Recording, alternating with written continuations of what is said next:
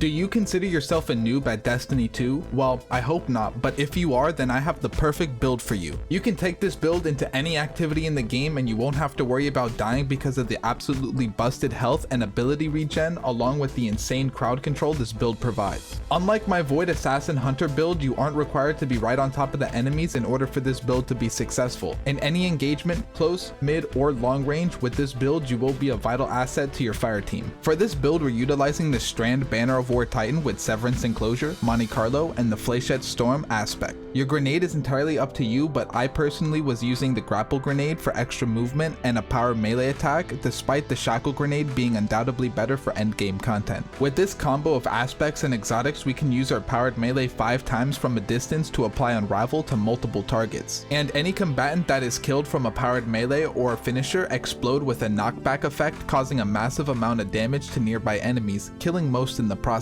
After any powered melee or finisher, Banner of War activates, periodically healing you and nearby fire team members. And for this build's loadout, Monte Carlo, so we can reduce our melee cooldown when dealing damage with the weapon. Also, kills have a chance to fully recharge our melee as well. My energy weapon is a Truth Teller with disorienting grenades and field prep. Currently there are only 4 energy grenade launchers in the game you can acquire that can roll with disorienting grenades. This weapon in particular is a world drop and can be randomly acquired from any source in the game, but if you don't have a grenade launcher in the energy slot with disorienting grenades yet, you can craft the Prodigal Return from Season of Defiance, farm for the Wilder Flight from the Spire of the Watcher dungeon, or try your luck with the Empty Vessel, which can be purchased from Zavala. Your heavy weapon can be whatever you like, but if you choose to take this build into harder content, I recommend using a rocket launcher so you can take out champions rather quickly. If you're going to go into regular content, a Strand LMG like the Mercado 45 works extremely well and would allow you to take full advantage of the Unraveling Orbs and Horde Shuttle artifact perks. For fragments, this build uses Thread of Isolation,